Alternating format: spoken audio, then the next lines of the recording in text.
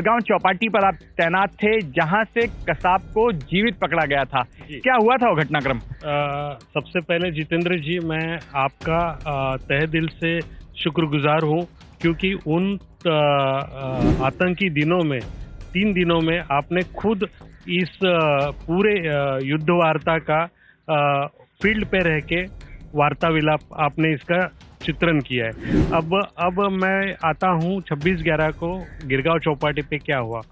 जैसे कि उस दिन हम लोग नाकाबंदी के लिए खड़े थे, तब हमारे पास जो पुलिस की जो गाड़ी रहते वो वायरलेस पे कंटिन्यूसली हमें मैसेज आ रहे थे कि ताज पे फायरिंग हो रही है, वीटी स्टेशन पे फायरिंग हो रही है, ओबेरॉय पे फायरिंग हो रही है। और हमारी समझ में ये नहीं आता कि इतना बड़ा अचानक बम्बई जैसे शहर में कैसे हुआ। और हम लोग एक सोच में, अचरज में पड़े थे कि ये क्या हो रहा है। और हम लोग एक कॉमेंट्री सुन रहे थे और तभी नरीमन पॉइंट के यहाँ से बम धमाके, फायरिंग, ये आवाज़ हम तक भी पहुँच रही थी। और इतने में 12:15 बजे हमें एक वायरलेस मैसेज आया कि विधान भवन से गिरगांव चौपाटी की तरफ एक स्कोडा कार आ रही है। और जैसे ही ये कार आई, पता चला तो हम लोग एक पूरी टीम थे, 15 लोग खड़े थे वहाँ पे, और पूरी टीम अलर्ट रही, वहाँ पे नाकाबंदी कर रही थी। बराबर 12:30 यानी 00:30 आवर्स को एक स्कोडा गई, गिरगांव चौपाटी की तरफ आई और नाकाबंदी के बैरिकेड्स देख के उन्होंने गाड़ी 50 फीट दूरी पे रुकाई दी। रुकने के बाद जैसे ही हम लोग थोड़ा आगे बढ़ने लगे तो वो गाड़ी ने यू टर्न लेने की कोशिश की, लेकिन डिवाइडर पे आके रुक गए। रुकने के बाद जो 2 लोग बैठे थे गाड़ी में से, तो ड्राइविंग सीट पे बैठा था, उसने इमीडिएटली फायरिंग चालू किया। और तभी वो बैठ के फायर कर रहा था और PSI भास्कर कदम, उन्होंने उसको गोली मार दी, जो उसके आँख के पास ही लग गई।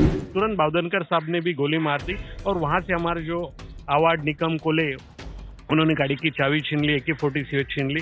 जब ये हो रहा था तभी जो इस तरफ ड्राइवर सीट के बाजू में जो एक आतंकवादी बैठा था, उसने तुरंत दरवाजा खोल के एक पैंट के नीचे जो AK-47 निकाल के तुरंत ये चालू किया, फायरिंग चालू कर दिया। तभी ओंबाले साहब, उन्होंने उसका बैरल पकड़ लिया और उनको 6 गोली लगी। और तभी तुरंत एक गोली मुझे भी लगी और हमारी जो टीम थी इस तरफ, हम लोग लाठी काठी से उसके ऊपर काबू पा रहे थे। तभी हमारे हेल्प के लिए कदम साहब, बावधनकर साहब वेपन लेके आ रहे थे। लेकिन अचानक एक चीज़ बाद में एक दिमाग में आई कि अगर इसके पास इतने हथियार है तो ये कौन हो सकता है, और उस आतंकवादी को जिंदा पकड़ा गया।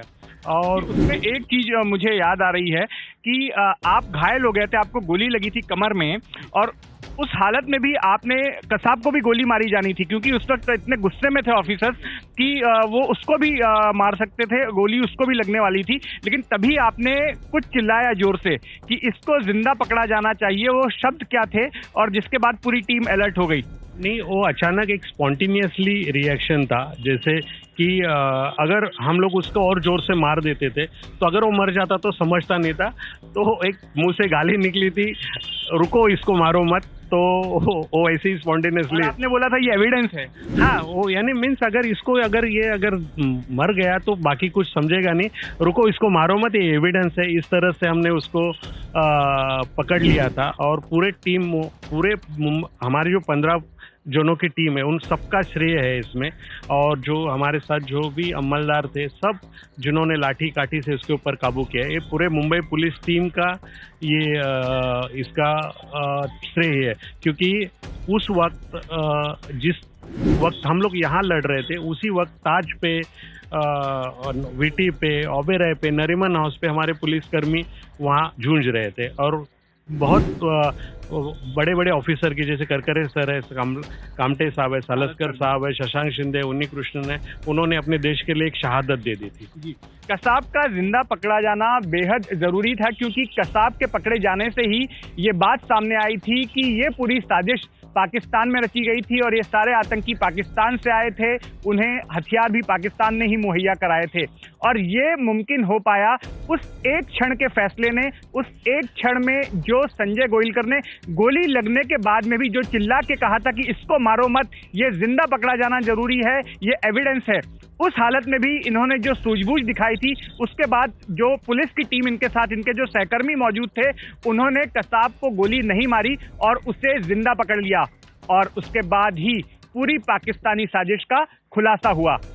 एबीपी न्यूज आपको रखे आगे।